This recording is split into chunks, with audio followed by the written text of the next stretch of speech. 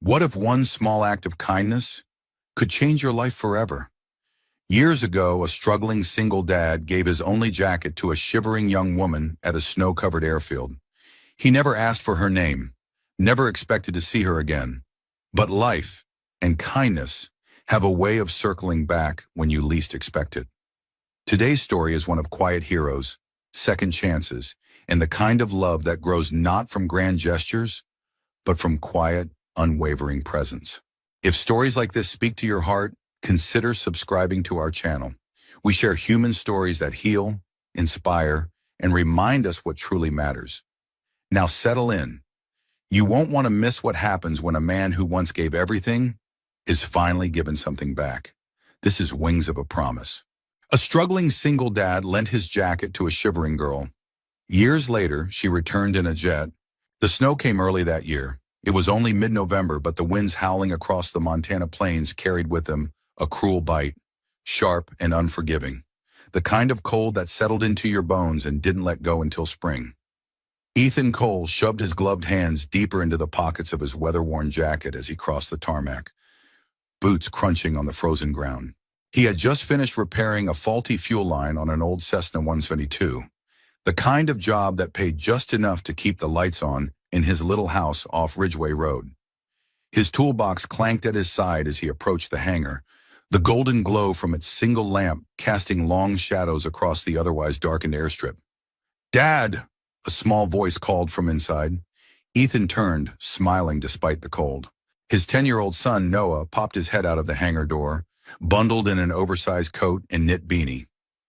"You said just 1 hour," Noah reminded him, holding up a flashlight like a tiny lighthouse keeper. "It's been almost 2. Ethan sighed, brushing snow from his shoulders. "I know, bud. Sorry. The fuel line was worse than I thought. You hungry?" "Starving." "Well then," he said, tousling Noah's hair, "let's get you some dinner." But before they could retreat to their beat-up Ford parked nearby, Ethan noticed something. A silhouette, barely visible through the swirling snow, standing motionless near the edge of the airfield. His first instinct was concern. People didn't wander onto a rural airstrip in the middle of a snowstorm unless something was wrong. "Wait here," he told Noah, setting the toolbox down. As he drew closer, the figure came into focus. A girl, maybe early 20s, wrapped in a cocktail dress entirely unsuited for the weather. Her arms were crossed tightly over her chest, her legs bare and trembling, high heels half sunken into the icy gravel. Her hair was wind-whipped, her face pale. "Hey!" Ethan called out, slowing his approach so as not to startle her. "Are you okay?" The girl blinked at him, startled. I didn't mean to trespass. I was just trying to—" Her teeth chattered. She didn't finish the sentence. "Let's get you inside," Ethan said, unzipping his jacket without hesitation and draping it over her narrow shoulders. "You'll freeze to death out here." "I'm fine," she said quickly, though her lips were blue. "Really, I'll go." He looked at her, then at the dark stretch of road behind her. No car, no luggage, just footprints in the snow. "Where's your ride?" he asked gently. She hesitated. "I missed it." Ethan didn't press further. He recognized the look in her eyes, that mix of fear, pride, and shame. He'd seen it in the mirror once, the night he'd signed the divorce papers and realized he had no plan, no savings, and a 3-year-old to raise. "Come on," he said. "There's a heater in the hangar. You can warm up while I make a few calls." The girl paused, then nodded. "Okay." Noah looked up as they entered, surprised. "Who's that?" "This is a traveler," Ethan said, glancing at the girl. She looked around nervously but said nothing. "I'm Noah," his son said brightly. "Do you like grilled cheese?" A small smile tugged at the corners of the girl's mouth. "I do." "Then you're lucky," Ethan said, moving toward the tiny kitchenette. "I make a mean grilled cheese." As the snow piled up outside, the 3 of them huddled inside the warmth of the hangar. Ethan made sandwiches. Noah brought out a thermos of cocoa. The girl, who still hadn't given her name, sat wrapped in Ethan's jacket, hands cupped around a steaming mug. Her eyes followed father and son quietly, as if she wasn't quite sure if any of this was real. "You don't have to tell me anything," Ethan finally said, his voice low and kind. "But if you need help, there's no judgment here." The girl looked at him, startled again. Not by his words, but by the tone. Gentle, respectful. Like she wasn't a problem to be solved, but a person who mattered. "I didn't know where else to go," she whispered. "And when I saw the hangar light, I thought, maybe it was open." "It was," Ethan said simply, "and I'm glad you came." They stayed until the storm quieted. When Ethan stepped out to check the skies, she slipped out quietly, leaving behind nothing but a faint trace of perfume and his jacket, carefully folded on the chair. She never gave her name. She never said goodbye. And Ethan never expected to see her again. But sometimes the smallest acts of kindness are seeds, planted in the dead of winter, quietly growing in places you'll never think to look. The snow melted, seasons turned, and the girl from the storm became a memory that visited Ethan less and less. It wasn't that he forgot her. Far from it. He still had the jacket after all. Folded neatly in the back of his closet, the lining faintly scented like wind in winter. He kept it not for sentiment, he told himself, but because it was too worn to give away, too thin for true warmth. Truthfully, he kept it because that night reminded him of something he feared he was slowly losing. His capacity to make a difference. Years passed and life settled into a rhythm that was equal parts comforting and exhausting. Every morning, Ethan woke at 5:30 a.m., made coffee in a cracked ceramic pot, packed a modest lunch for Noah, and warmed up the truck that groaned like an old man in the cold. He dropped Noah off at the small-town elementary school, where the teachers still knew every kid by name, then head to the dusty hangar near the edge of the airfield. There, among dented toolboxes and aging engines, he repaired life's leftovers. Crop dusters, hobbyist planes, and occasionally an old helicopter that hadn't flown since Reagan was in office. Business wasn't great, but it was steady. Ethan never overcharged, never took shortcuts, and never turned away someone who couldn't quite afford a full repair. Most people in town respected that, even if it didn't make him rich. In the evenings, he and Noah would sit on the worn leather couch, watching old adventure movies or working on science fair projects that always involved flight in some form. Paper wings, bottle rockets, solar-powered gliders. Noah was obsessed with flying, and Ethan both encouraged it and feared it. He knew the allure, knew what it felt like to be above the clouds, untethered from the world, but he also knew how fast you could fall.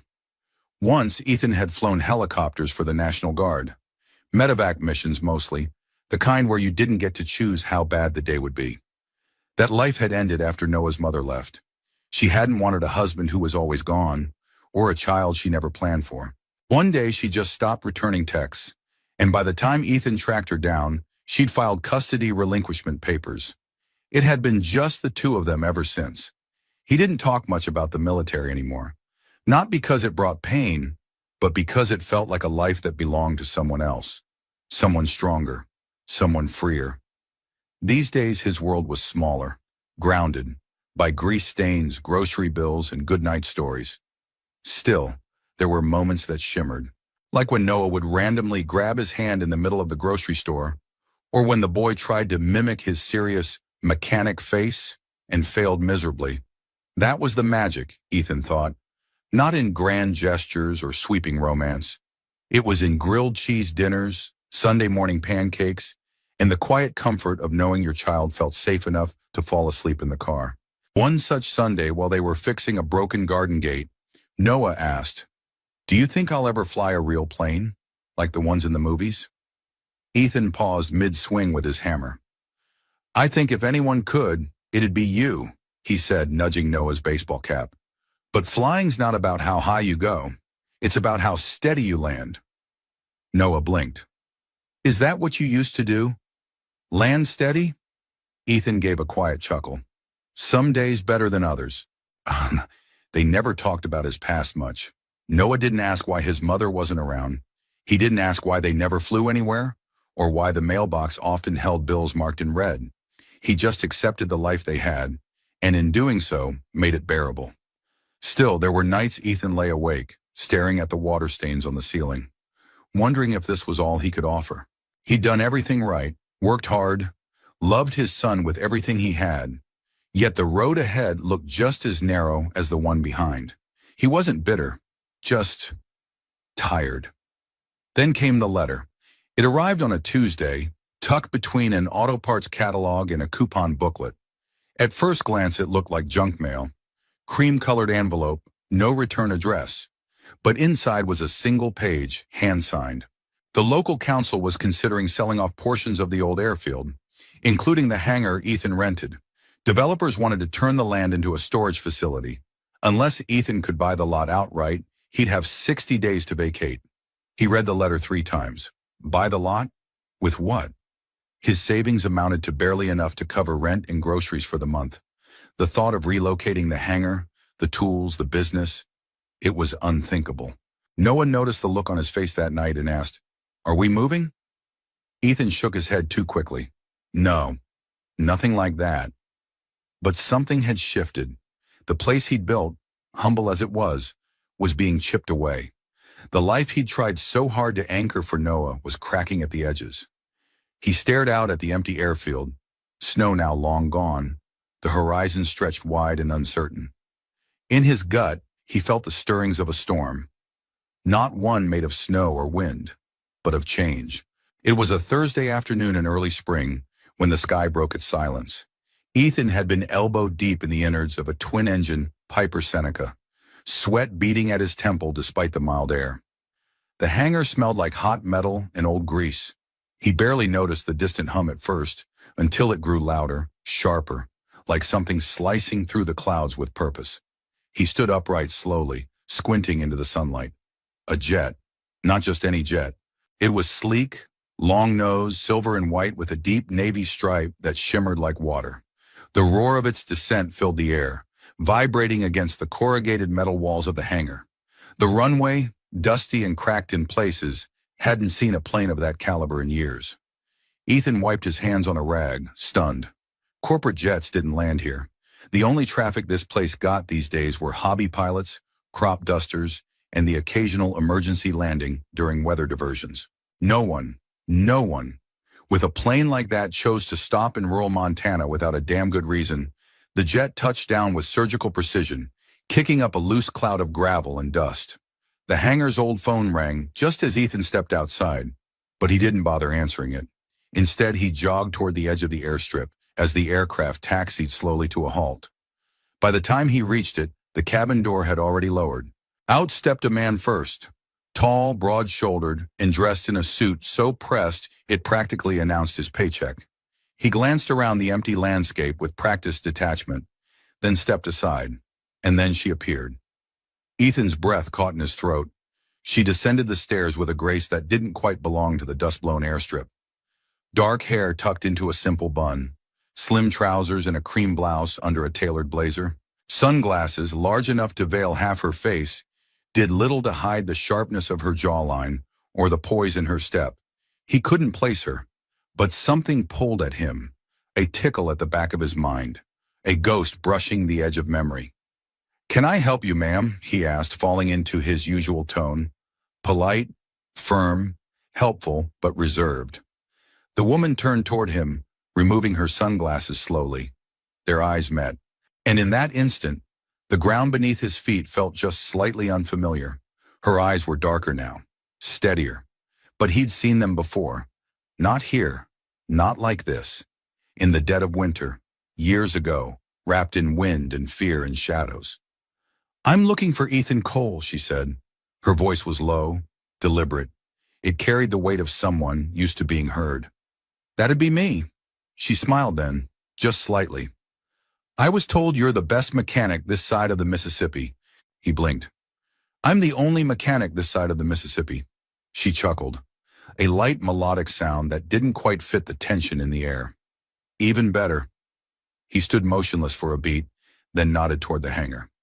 "If your plane needs work, I'll have to run diagnostics. Looks like she came in clean, though." "She's fine," the suited man interjected. "We just needed to make a quick landing. Nothing urgent." The woman held up a hand to him. "Thank you, Jason. I'll speak with Mr. Cole privately." Jason hesitated, then gave a short nod and stepped back onto the jet. As the engines cooled, the silence around them felt loud. Ethan folded his arms, trying to read the woman's face.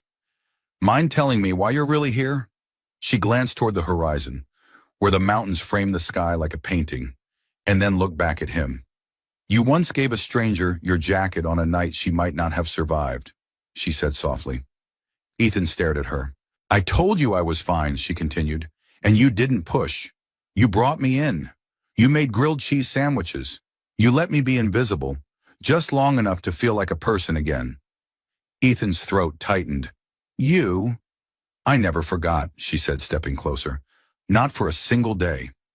He studied her face, the line of her cheek, the curve of her lips, and slowly, painfully, the years folded in on themselves. She wasn't a girl anymore. She was something else entirely now. Older, yes, but also clearer, bolder. You disappeared, he said, his voice quieter than he intended. I had to, she replied. I was still running then, from everything, including myself. He looked away for a moment, his hands flexing slightly. And now? He asked. Now, she said. I'm no longer running, and I came back because I want to know what became of the man who gave everything and expected nothing. Ethan swallowed hard. I'm still here, fixing engines, raising my son, trying to make ends meet. A warm breeze kicked up some dust between them. She stepped closer still. I know this is sudden, but I'd like to stay a while. Help if you'll let me. He furrowed his brow. Help how? A pause, then. My name is Isabelle Delacroix. It landed like a stone in the stillness. Ethan's mind raced. Delacroix, aviation. He remembered seeing the name on glossy magazines in the waiting room at the dentist's office. A billion-dollar aviation conglomerate. Private jets, commercial fleets, international hubs. And the woman in front of him, the girl from the storm, owned it. She watched the realization spread across his face, then added gently, I don't want to disrupt your life. I only want to return something I owe. He looked down at his hands, still stained with engine oil, still holding the weight of years spent surviving. You don't owe me anything, he murmured. She smiled. Then let's call it a beginning. The sun had begun its slow descent, casting amber light across the open plains, when Ethan stepped back into the hangar, with Isabelle trailing just behind him.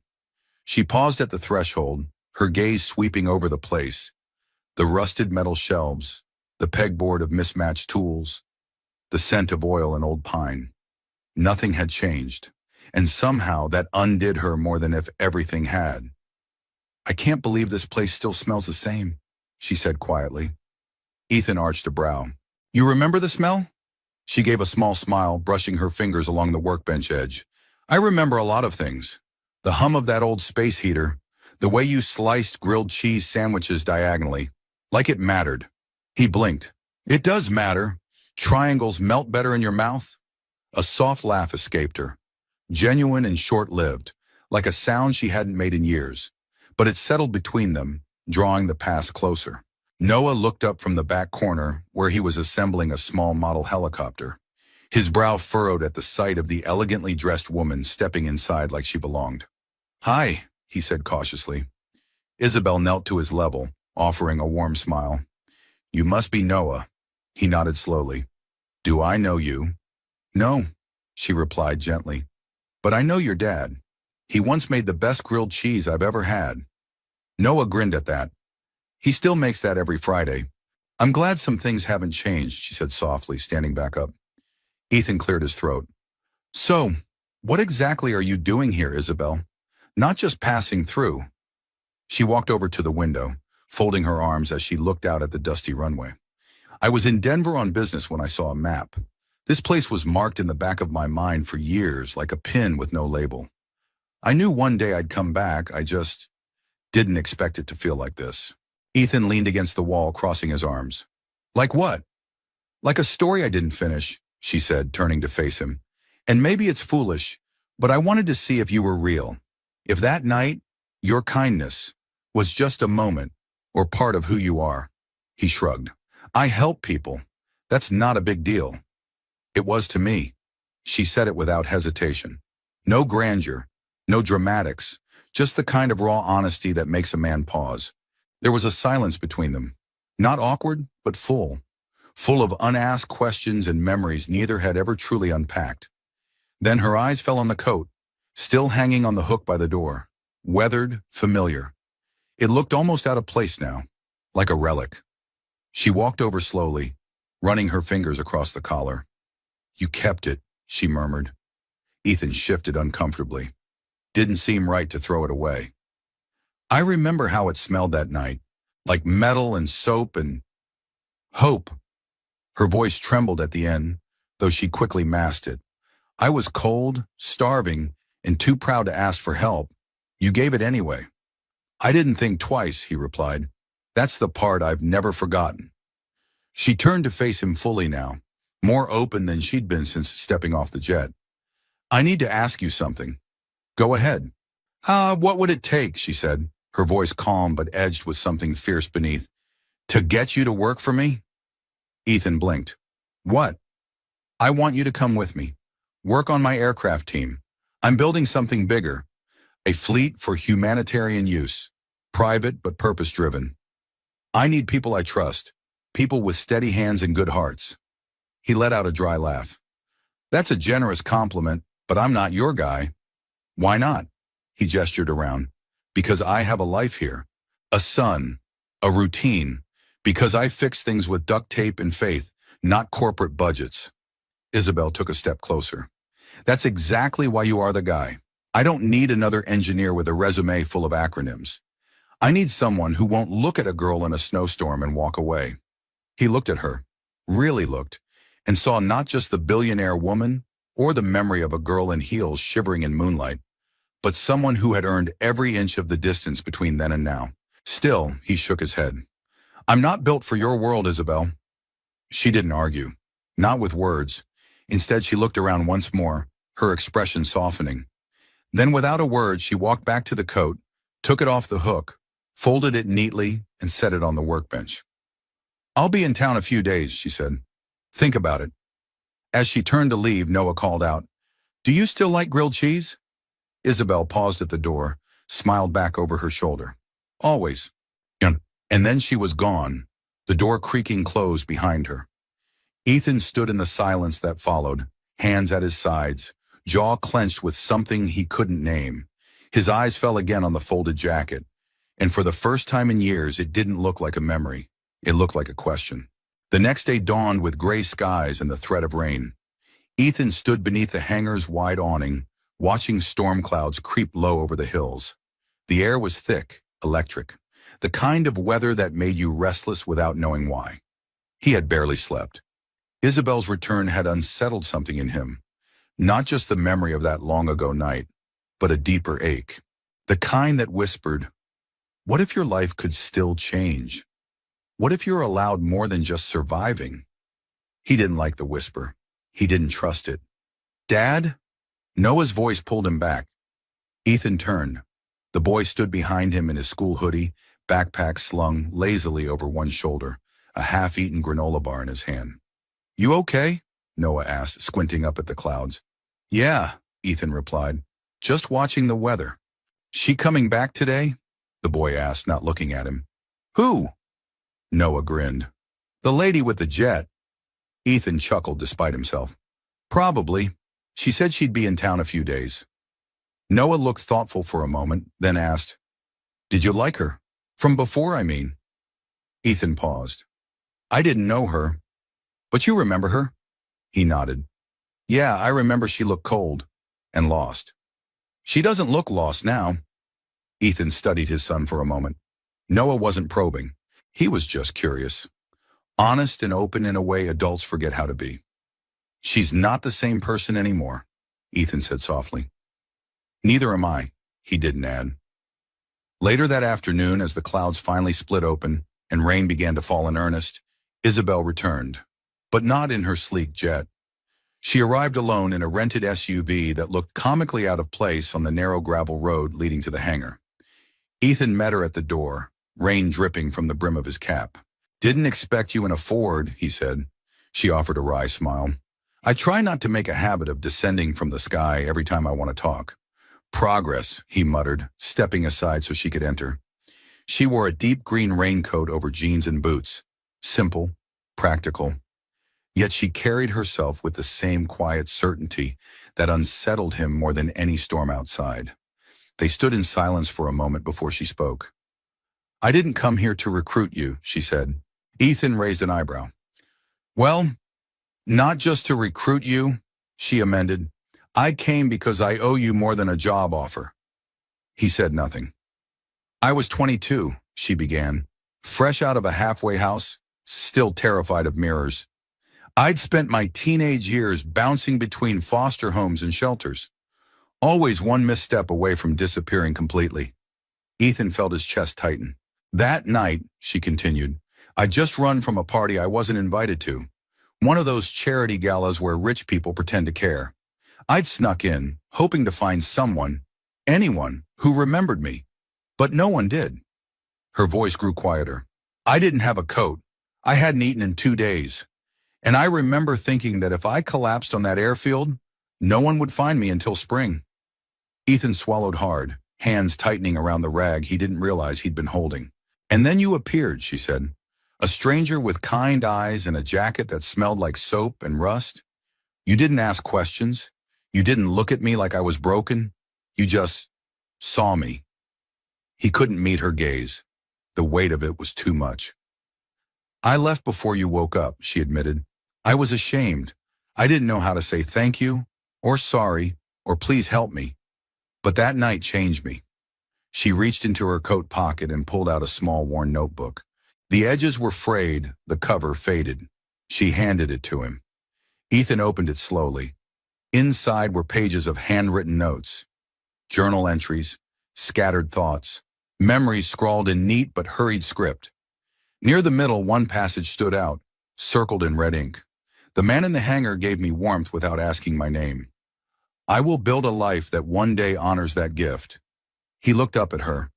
I carried that promise for years, she said. It got me through school, through internships, through every boardroom full of people who said I didn't belong. I built Delacroix Aviation not because I wanted power, but because I wanted to fly above the version of myself that was too small, too scared. The rain beat harder on the tin roof like applause from the sky. I don't expect you to say yes to anything, she added, but I needed you to know the truth, that your kindness wasn't wasted, that it changed someone, forever. Ethan closed the notebook slowly. His throat felt thick. His voice, when it came, was low. I didn't do anything special. You did something rare, she said. They stood there suspended in the echo of old wounds and new possibilities. After a while, Ethan gestured toward the back of the hangar. I've got some cocoa left, he said gruffly. Isabel smiled. Triangles, right? He chuckled. Always. As he prepared cocoa and grilled cheese, habits that never really left, he caught her watching him. Not with pity, not with romantic idealism, but with gratitude, and something else he hadn't seen in a long time. Hope. The storm passed sometime after midnight, leaving the world washed and quiet.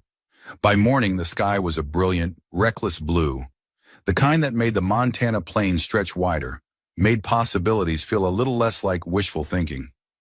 Ethan stood outside the hangar with a mug of coffee cupped between his hands. The air smelled of wet earth and spring. It was one of those rare moments when everything felt still, almost sacred, peaceful, and yet his mind churned. He couldn't stop replaying Isabel's words from the night before. The journal, the memories, the way her voice had caught when she said, it changed someone, forever. He wasn't used to being someone's turning point. He didn't feel like someone capable of changing lives. He glanced across the field where Noah was kicking a deflated soccer ball, using the sloped edge of the runway as a goal. The kid didn't have cleats. His jeans were too short again. But his laugh rang out clear and untroubled. And wasn't that the point? Keeping life simple, safe, grounded? Good morning, came Isabel's voice from behind him. Ethan turned to find her walking up the path, not from a car this time, but on foot. Hair pulled back, sleeves rolled, hands in her coat pockets. She looked relaxed, unpolished, like she belonged here somehow. Morning, he said, offering a slight nod. I brought muffins. She held up a paper bag. Bribery, in case you were still thinking of telling me to get lost. He smirked. I'm still considering it. Fair, she said, smiling as she joined him near the workbench. They sat on opposite ends of the bench in silence for a few moments, sipping coffee and watching Noah. The boy shouted something about extra time and booted the soccer ball at a tire rim, narrowly missing. "He's a good kid," Isabel said. "He's the best thing I've ever done," Ethan replied without hesitation.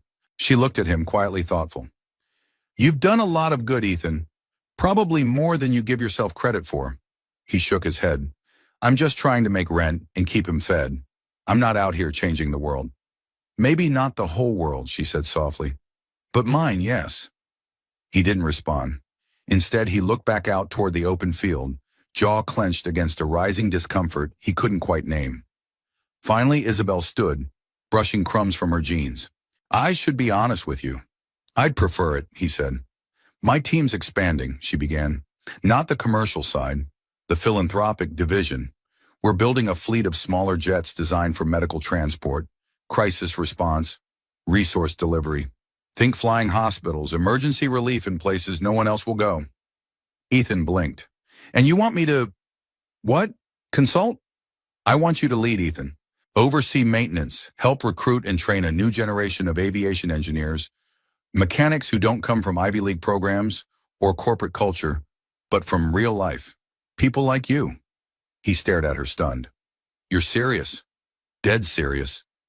He stood abruptly, running a hand through his hair. "Isabel, I appreciate the offer, but, she prompted gently. He looked at her, a mix of disbelief and frustration in his eyes. "I'm not the guy you think I am," he said. "I fix planes in a hangar with holes in the roof.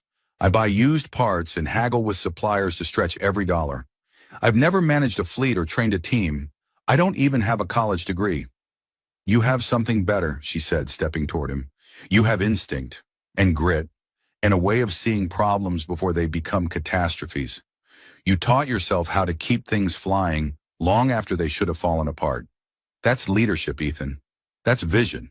He looked down at his boots, suddenly feeling the weight of every crack in the soles. "And what about Noah?" he asked, voice tight. "I can't just uproot his life. He's got school, friends, routine. I've spent 10 years building stability for that boy." "We wouldn't uproot him," Isabel said softly. "The program's based in Bozeman, less than 2 hours from here. We'd set you up with housing, help with schooling. It wouldn't be some distant, sterile corporate thing. It would be yours, as much as mine." He shook his head again, slower this time. "I've spent so long just surviving," he said. "I don't know how to do more than that." Isabel didn't respond right away. Instead, she reached into her pocket and pulled out something small. A patch. Worn, embroidered, and unmistakably military. Ethan's breath caught when he saw it. "That night," she said quietly, "after I left your hangar, I found this in the jacket pocket. I didn't know what it meant at the time. But later I researched, found your name, learned you were a medevac pilot, that you used to fly into chaos to pull people out." He swallowed hard. "I realized something," she said. "You didn't stop being that man. You just stopped believing you were." She set the patch gently on the bench between them. "I'm not here to pull you out, Ethan," she said, meeting his eyes. "I'm just offering a way back in, if you want it." And with that, she turned and walked away. Ethan stared at the patch, the faded emblem of his former life, and felt 1,000 memories press in on him at once. Engines roaring, radio static, the weight of life in his hands. He didn't know if he could go back, but maybe, just maybe, he could go forward. The morning sky was painted in delicate pastels, soft strokes of pink and gold bleeding into one another like watercolors on cotton paper. The storm had cleared completely, leaving behind a hush over the airstrip that felt almost reverent. Noah sat cross-legged on the hangar floor, tinkering with a half-built glider model, tongue poking out in concentration. Ethan watched him from a few feet away, leaning against the open hangar door, still gripping the military patch Isabel had returned the night before. It hadn't left his hand since. He turned it over slowly. The frayed edges, the faded stitching, the ghost of a name that still felt too large for the life he now lived. "Dad?" Noah's voice broke into his thoughts. "Do you remember what it feels like to fly?" Ethan blinked. He hadn't talked about flying in years. Hadn't let himself. "I do," he said after a beat. "Why?" Noah shrugged. "I was just thinking, You always look different when you talk about it, like you're still up there, even if your feet are on the ground. Ethan offered a quiet smile. It's not about the height, it's about the silence, the stillness. For a few minutes, everything else falls away. Noah looked at him thoughtfully. Do you miss it? Ethan hesitated. Every day. The boy went back to his glider, and Ethan turned his eyes back to the sky. He hadn't noticed Isabel arrive. She came quietly, walking this time, with that same gentle presence that seemed to echo more than announce itself. I brought a surprise, she said, holding up a small case. What is it? Noah asked, jumping to his feet. Isabel opened the case to reveal 2 aviation headsets. I figured if I can't convince your dad to take a leap, she said with a wink, maybe I can get the co-pilot on board. Noah's eyes widened. Wait, are we flying? If it's okay with your dad. Ethan looked from the headsets to his son's eager face, his gut twisted, part fear, part awe. There was a time when he wouldn't have hesitated to take Noah into the skies, but life had a way of weighing a man down, reminding him of what could go wrong instead of what might go right. Just a short ride, Isabel added gently. 10 minutes, around the valley. Noah turned to him, eyes shining. Please? Ethan paused, then nodded. The boy whooped, grabbing one of the headsets like it was a golden ticket. Isabel gave Ethan a reassuring glance. No pressure, just invitation, and walked with Noah toward the small 2-seater plane she had prepped earlier that morning. Ethan followed, silently checking the tires, the wing flaps, the fuel levels, old habits kicking in. The aircraft was in pristine condition, sleek and compact. He ran his hand across the fuselage, nodding in quiet approval. You still trust your instincts, Isabel said, strapping herself in.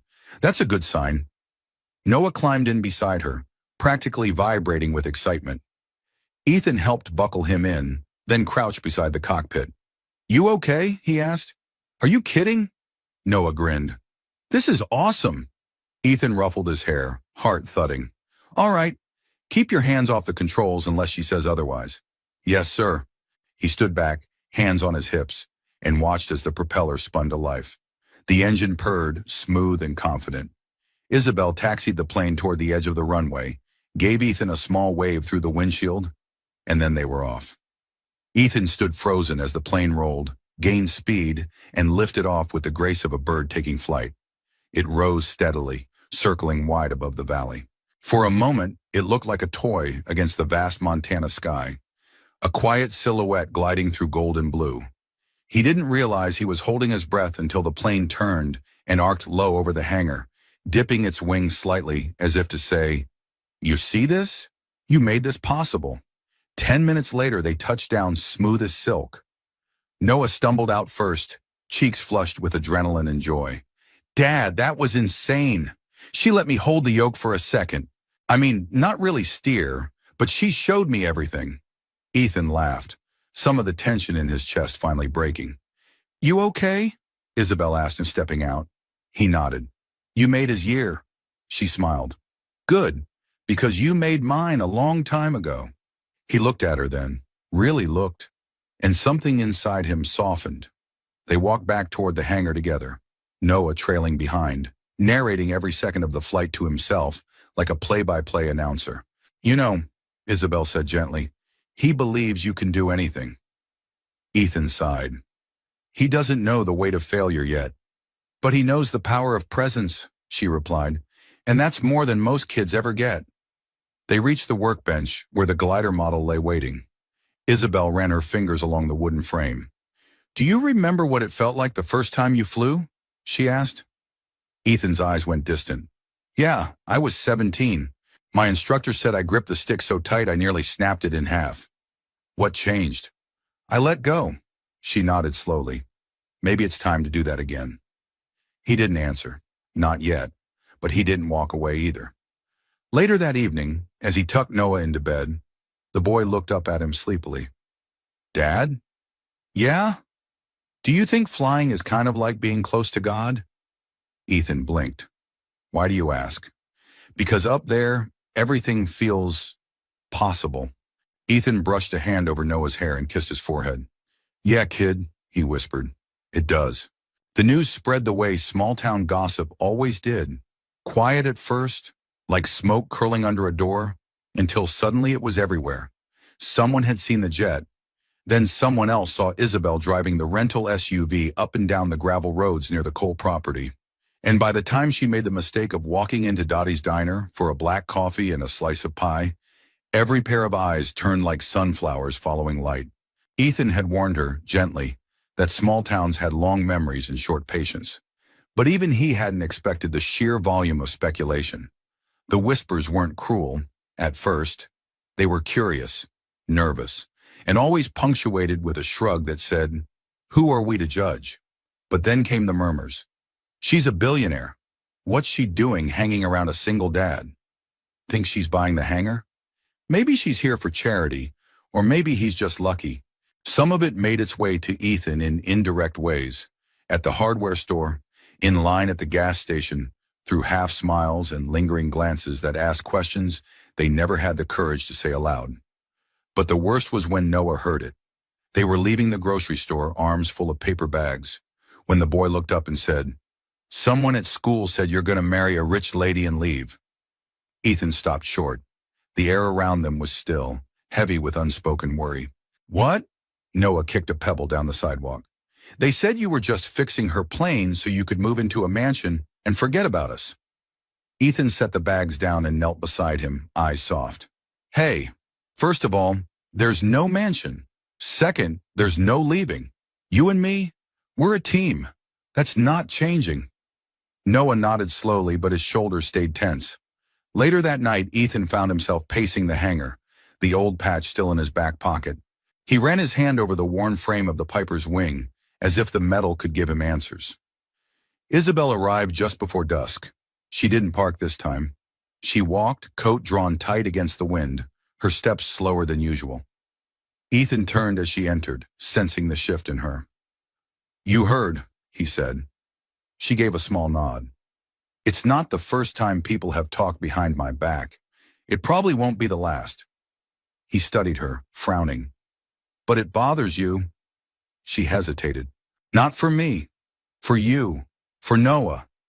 I don't want to cause problems in a life that already works." He laughed, not cruelly but tiredly.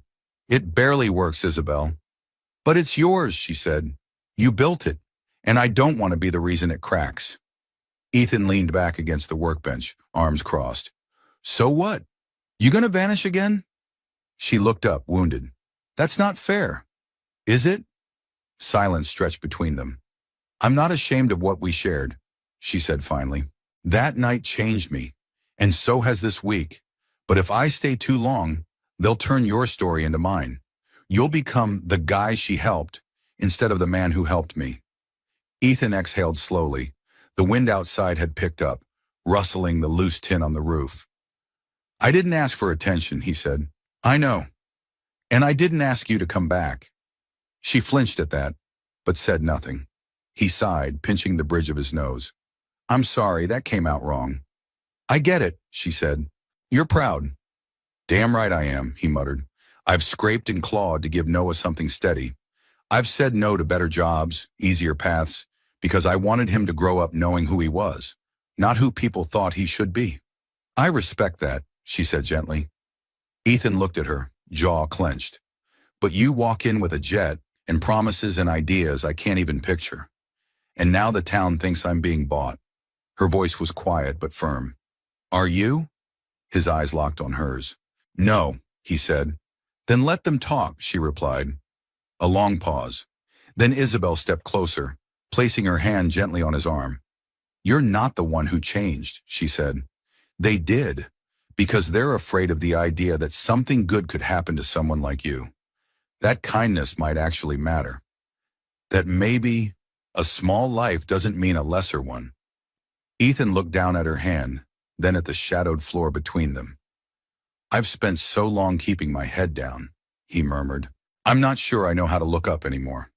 "Then let me remind you how," she said. It was the most direct thing she'd ever said to him. Not an offer, not a plea, a promise. And Ethan, for all his doubts and defenses, felt something shift. Not collapse, not explode, but shift. Later, as the sun dipped behind the hills and the sky turned to dusk, they sat outside the hangar with mugs of cocoa, watching Noah chase fireflies with a mason jar. The town might be whispering. But for the first time in years, Ethan wasn't listening to it. He was listening to something else. The quiet sound of possibilities just beginning to stir. The jacket hadn't moved in years. It hung on the old hook by the door like a guardian of memory. A tattered monument to a night Ethan barely spoke of, but never quite forgot. He'd meant to toss it once or twice. It was too thin now, the zipper half broken, and the left sleeve still bore a faint oil stain from a Cessna job in 17. But each time he reached for it, something stopped him. Now it was gone. At first he thought it had simply fallen, but when he checked the floor, the bench, the back of the truck, nothing. Not until he stepped into the hangar the next morning did he find it again. Folded neatly, resting on the center work table, and tucked inside the front pocket, as if left there by some poetic ghost, was a cream-colored envelope and a thin slip of paper. Ethan picked it up slowly, as if the fabric itself had weight. Not physical, but emotional. He unfolded the note first. Just a single sentence written in Isabel's graceful, slanted hand. "This jacket saved me.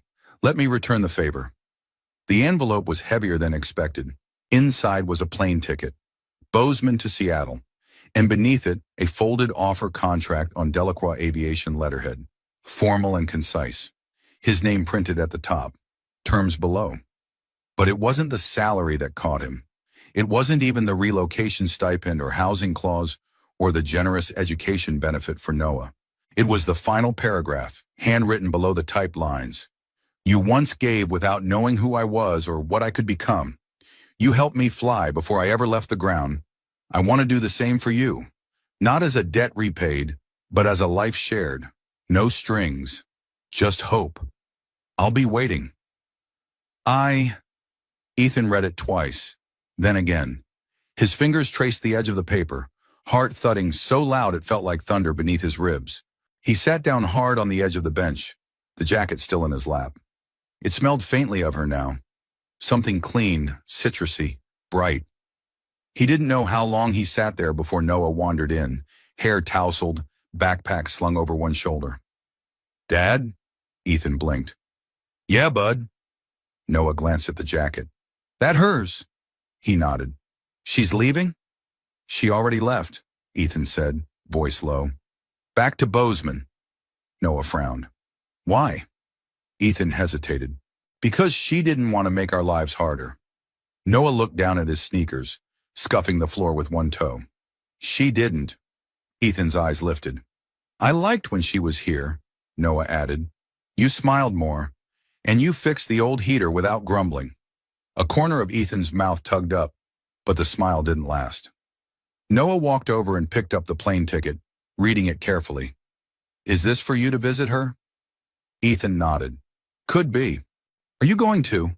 He didn't answer right away. Instead, he looked around the hangar, the warped floorboards, the rusting cabinets, the hand-drawn measurements on the wall where he'd tracked Noah's growth each year. It was a home built from necessity, not luxury, a fortress of habit, of safety, but not, he realized, of dreams. "I don't know," he said finally. Noah tilted his head. "What are you scared of?" Ethan looked at him. The boy's question was simple, unguarded, and achingly honest. "I'm scared that I'll lose the life we've built." Noah shrugged. "Then take it with you." And just like that, Ethan felt something crack open. Not break, just shift, like a door unlocking somewhere deep inside. That evening, he sat alone in the living room after Noah had gone to bed. The sky outside was dark, but not threatening. Just calm, still. A late spring silence filled the space between the ticking clock and the soft hum of the fridge. Ethan turned the envelope over in his hands again.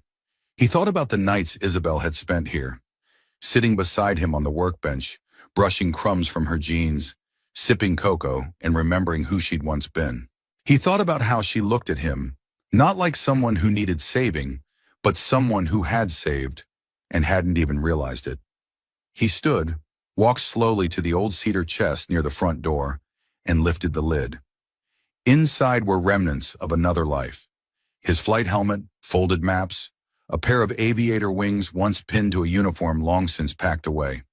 He placed the jacket atop it all, then closed the lid. In the quiet, he whispered, "Thank you." Not to the chest, not to the jacket, but to the man he used to be, and the man he was still becoming. 3 days later, Isabel stood on the tarmac in Bozeman, clipboard in hand, watching engineers inspect a newly delivered Falcon twin engine. The wind tugged gently at the hem of her jacket. Her expression was composed, professional, but her eyes darted to the sky more than once. She didn't see him arrive. Not until she turned to check a fuel manifest and heard a familiar voice say, "Triangle sandwiches still on the menu." Isabel spun. Ethan stood 10 feet away, Noah beside him with a duffel bag slung over one shoulder and a grin that stretched from one ear to the other. Her breath caught, not from surprise but from something deeper. Relief, gratitude, maybe even a bit of wonder. Ethan walked toward her slowly. "I don't have all the answers," he said, "but I have the right question." "What's that?" she asked. He smiled. "What if we can fly higher together?" The clouds rolled in fast. Not the kind that whispered warning, but the kind that roared. By late afternoon, the sky over Bozeman had darkened to a color that felt bruised. The weather reports buzzed with alert tones. Unexpected front, gale force winds, ground all non-essential flights. Inside the hangar at the Delacroix Aviation Campus, Ethan was on the floor beneath a Gulfstream G150, tightening a hydraulic coupling with slow precision. His sleeves were rolled up, grease smeared across his knuckles, focus razor sharp. But his mind wasn't on the bolts. It was on Isabel. She'd been distant that day. Not cold, just quiet, measured, like she was waiting for something to fall. And maybe in some way he was too. He hadn't asked why she hadn't brought up the contract again, or the job title, or the future. He wasn't sure if he was ready, but he knew one thing. He didn't want to go back to being someone who only watched life happen. Thunder cracked above, long and low, rattling the hangar doors. A voice came through his headset. One of the airstrip coordinators. "Ethan, we've got a King Air landing ahead of schedule. Engine trouble mid-air. It's coming in hot." Ethan was already on his feet. "Runway?" "West side. Delacroix Dispatch is coordinating." He was out the door before the reply ended, sprinting into the wind that had begun to howl across the open tarmac. Rain slapped sideways, sharp as nails, and visibility was dropping by the minute. The twin-prop aircraft appeared through the haze, bucking slightly, tail low. Whoever was flying it was experienced, but the left engine was sputtering erratically, coughing like a dying man. Ethan ran to the edge of the strip just as the wheels touched down. The plane skidded, then corrected, veering slightly before straightening. The moment it stopped, he was at the door. The pilot emerged, shaken but whole. He waved off help, pointing back toward the cabin. "There's a med kit in the hold. It's secured, but it needs checking. Could have come loose during descent." Ethan nodded and climbed in. Inside, the air was thick with the smell of smoke and hydraulic fluid. Rain tapped the fuselage like a frantic drummer. He checked the cargo latch, noted the damage, then radioed back for clearance to bring the aircraft into Hangar 3. Just as he stepped back out, a gust of wind caught the door and slammed it against the fuselage. Ethan ducked instinctively, but not fast enough. The edge of the door clipped his shoulder, knocking him hard into the tarmac. The pain bloomed fast and deep, a hot wave slicing down his arm. Someone shouted, and then she was there. Isabel dropped to her knees beside him, soaked through, hair plastered to her face, eyes wide with fear and fury all at once. "Ethan!" "I'm fine," he grunted. "You're not fine." He winced as she helped him to sit. Her hand found the back of his neck, steadying him with more tenderness than he thought he deserved. "You ran out in this storm. What were you thinking?" she demanded, voice cracking. "There was a plane in trouble," he said simply. "What else was I supposed to do?" She shook her head, blinking back rain and something dangerously close to tears. "You could have let someone else, but I didn't," he cut in, "because that's not who I am, and it's not who you are either." She froze. "I know what you're doing," he continued, breathing through the pain. "You've been pulling back. Ever since I showed up. Ever since people started whispering." She looked away. "I get it," he said. "You built something powerful, beautiful, And now you're afraid I'll be the crack in the glass." Her silence was the only confirmation he needed. "I'm not asking for your empire," he said, voice low. "I'm asking to stand beside the woman who made it, not to take anything, but to build with her." She turned back to him then, the wind swirling around them, rain painting her face with streaks of silver. "You think I'm afraid you'll crack the glass," she whispered, "but the truth is, I'm afraid I'll let it fall entirely. That if I care too much, I'll lose the one thing I fought to keep." "What's that?" she swallowed. "Control." He reached for her hand, muddy and cold but familiar. "We can't control the storm," he said, "but we don't have to face it alone." A long moment passed, then she nodded. And it was the kind of nod that meant yes, to all of it. Later at the urgent care clinic, Ethan sat shirtless on the exam table, shoulder bandaged, muscles sore but intact. Noah burst into the room breathless. "They said you got hit by an airplane door." "Just clipped," Ethan said. "Nothing exciting." "Are you kidding?" Noah grinned. "You got taken out by a King Air. That's like awesome." Isabel followed, dabbing a towel over her soaked blazer. Ethan looked at her, and for the first time, he didn't see the CEO, or the billionaire, or the girl from the snow. He saw his future, and she was still standing beside him. 2 weeks after the storm, the hangar looked different. Not bigger, not newer, but alive. The floor had been cleared of clutter, the walls scrubbed and repainted in fresh coats of white and slate blue. A new tool wall was being installed on the west side, where Ethan had once stacked milk crates full of mismatched bolts. Solar panels were being fitted onto the roof. Fresh cables ran overhead, humming with readiness.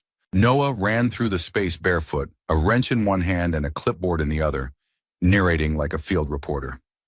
"And here, future engineers will learn about hydraulic systems, and this is the legendary bench where grilled cheese changed aviation history." Ethan laughed from across the room, shaking his head. "You're going to be a menace when this place opens."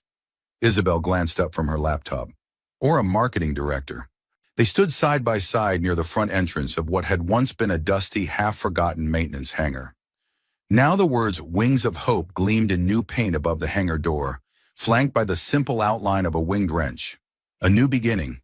It had been Isabel's idea, born on a napkin beside Ethan's hospital bed the night after the storm. "We built a program," she'd said, "a real one. Hands-on training for teenagers aging out of the system, kids with nowhere to land. We teach them how to fix what others abandon. Planes, engines, maybe even people." Ethan had stared at her for a long moment. Then he'd said the most dangerous, most exhilarating word he knew. Yes. And now it was happening. They'd secured the permits. Isabel had fronted the funding from Delacroix's philanthropic branch. Ethan had started building the curriculum. Everything from aircraft anatomy to ethics in repair. "We're not just making mechanics," he'd told the advisory board. "We're making men and women who believe in second chances, who know that being broken doesn't mean being worthless." They had listened, and more importantly, they had believed. That afternoon, a group of 6 teenagers arrived, the first cohort. Some were quiet, others cracked jokes too loudly. A few looked like they didn't believe any of it was real. Ethan recognized that look. He'd worn it once himself. He introduced himself without pretense. "I'm Ethan Cole. This is Noah, my boss." The kids laughed and tension eased just enough. "You're not here because someone felt sorry for you," he said. "You're here because we see something worth building. You, your hands, your minds. You don't need to be perfect. You just need to show up." One of the boys, lanky 16 with sharp eyes and a chip on his shoulder, raised a hand. "What if we mess something up?" Ethan smiled. "Then we fix it. That's what mechanics do." The group dispersed to their assigned stations, supervised by a few experienced volunteers Isabel had personally recruited, including a retired Air Force tech and a former foster kid who now ran his own repair shop in Spokane. Ethan stood back and watched, arms crossed, as tools clanged and laughter echoed. "You made this happen," Isabel said beside him. He shook his head. "We did." She looked up at him. "You ever think we'd get here?" "No," he admitted, "but I stopped expecting the good things to make sense." A quiet pause stretched between them. The sun slipped in through the newly cleaned windows, painting golden squares across the hangar floor. "Come with me," Isabel said suddenly, grabbing his hand. They walked through the rear exit, across the lot, and down a short gravel path that curved behind a line of tall pines. At the end stood a small wooden structure, simple, clean, with 2 chairs on the porch and a sign on the door. Tea and tools. Ethan blinked. Is this a coffee shop? Sort of. Tea, cocoa, muffins. Quiet space. The kids can come here after class, read, talk, breathe. You opened a hangar in a cafe? She smiled. You opened a hangar. I just wanted to give it a heart. Inside, the place smelled of cinnamon and cedar. There were shelves of books, a jar of colorful pens beside a guest journal, and a chalkboard that read, Today's Special, Courage and Cardamom. Ethan sat on the bench outside, taking it all in. For the first time in years, his shoulders relaxed without effort. This wasn't the life I planned, he said quietly. It's better, Isabel replied. He looked at her, really looked, and saw everything she was. The girl in the snow, the woman in the jet, the partner who believed not in fairy tales, but in workable miracles. She reached into her coat pocket and pulled something out. It was the patch again, his old National Guard emblem, now cleaned and sealed in a protective sleeve. I had it framed, she said, for the office wall. Ethan took it in his hand, swallowed hard. Thought you said no altars to the past. Not an altar, she replied, a reminder that people can come home to themselves. He leaned back, the patch resting against his chest. Inside the cafe, Noah was teaching one of the new students how to use the espresso machine, incorrectly by the look of the foam explosion now coating the counter. Ethan laughed. Isabel laughed. And for a moment, laughter was enough. That night as they locked up, Isabel turned to him beneath the wide Montana stars. You still think this town is too small for what you have to give? Ethan pulled her close, their hands entwined. No, he said, because we made it bigger. The ceremony was simple. No red carpet, no grand stage, no choreographed speeches or choreographed applause. Just a breeze that smelled of pine and jet fuel, a handful of mismatched chairs arranged outside the hangar, and a scattering of people who had quietly become something close to family. Noah stood at the makeshift podium, really just a workbench flipped on its side, and tapped the microphone like he'd seen grown-ups do in movies. Testing, he said, then cleared his throat. Hi, my name's Noah Cole, and today I get to say thank you. The wind picked up, tossing his hair, but he stood steady. My dad once told me that flying isn't just about going up. It's about landing right, about knowing how to come home. He looked over at Ethan, eyes shining. But I think sometimes it's about having someone fly with you, someone who sees the sky the way you do. Ethan felt his throat tighten. The crowd, small-town locals, aviation execs, 6 smiling students in matching Wings of Hope jackets, clapped warmly. Isabel stood just behind Noah, a hand on his shoulder, her expression proud and tender. The official ribbon was cut, a strip of red canvas held between 2 old propellers, and the new training center was declared open. Music played from someone's phone hooked to a borrowed speaker. Cocoa and cookies were passed around. Laughter mingled with engine noise, but Ethan barely noticed. His eyes were on the sky. High above, a Delacroix jet drew a lazy circle in the air, a celebratory flyover, piloted by a graduate of Isabel's first mentorship program. Ethan smiled, not just because it was beautiful, but because he knew what it meant. A future was in motion, and it had taken flight from a hangar once filled with nothing more than dust, oil stains, and a man doing his best to stay afloat. Later, after the chairs had been stacked and the last cookie stolen by Noah, Ethan and Isabel found themselves alone at the edge of the runway. The sky had shifted into its evening hues, warm gold slipping into indigo, like someone drawing a soft blanket over the world.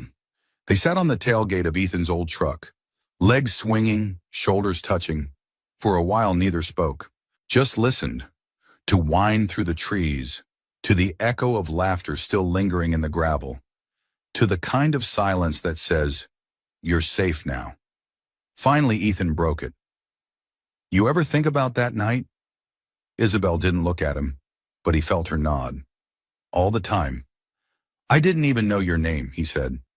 "You didn't need to," she replied. "You saw me anyway." He turned to her, face serious. That night, I wasn't trying to save anyone. I was just doing what felt right. And that's why it mattered, she said softly. Real kindness never looks in the mirror. He looked back toward the hangar, now aglow with soft light from within, laughter trailing from the tea and tools porch. You built something incredible, he said. We built it, she corrected. He smiled. I still feel like that guy in the garage, patching things with duct tape. You are. But now you're teaching others to patch things too. And maybe not everything with duct tape. He chuckled, then fell quiet again. I thought I had to choose, he said after a moment, between being a good father and chasing a future, between holding on and letting go. And I was wrong, he whispered. Turns out, the right person helps you hold while you climb. Isabel reached into her coat and pulled out something small, a silver key on a leather string. What's this? It's to the hangar office, and she said, the final copy. I want you to co-sign the program. Ethan blinked. You're giving me half. I'm giving you yours, she said. This place was born from your story as much as mine. I just followed the trail your kindness lit. He turned the key over in his palm, eyes damp. Then softly, you know, there was a time I thought all I'd ever be was a guy trying to keep the lights on. Isabel leaned her head on his shoulder. Now you're lighting a runway for others. They sat like that as the sky darkened fully, stars blinking into view one by one. And then quietly she asked the question that had lingered between them since the beginning. Ethan, what if we stop being grateful for the past and start writing the future? He turned toward her gently, wholly, and reached for her hand. Only if we write it together. She smiled. Always. The next morning, just as the sun cracked over the eastern ridge, a small group gathered again. Fewer people this time, just the closest ones. Noah stood in the middle, dressed in a crisp button-down and sneakers that didn't quite match. Ethan took Isabel's hand as they stood on the grassy edge of the hangar, and a local pastor cleared his throat with a warm smile. It wasn't a lavish wedding. There were no tuxedos, no orchestra, no paparazzi. But there was light. There was laughter. There was truth. And when Isabel Delacroix said I do to the mechanic who once gave her his only jacket in a snowstorm, the wind picked up softly, lifting her veil like a whisper of the past being let go. The promise they'd made wasn't spoken in gold or ink. It had been written long ago, in frost and fire, in silence and kindness. A promise to keep showing up, to keep repairing what the world said was broken, to fly together, no matter what came. Above them, a lone jet traced a perfect arc in the sky, and beneath it, a family stood in the golden morning, smiling, steady, and finally home. We'd love to hear from you. Where are you watching from? It's always heartwarming to see how far these stories travel and how kindness connects us across the globe. If this story touched your heart, consider subscribing to our channel for more real human stories that inspire hope, healing, and love. Thank you so much for spending your time with us. Your support means the world, and we hope this story reminded you, as it did us, that even the smallest act of kindness can carry someone home. Until next time, take care and keep believing in the good.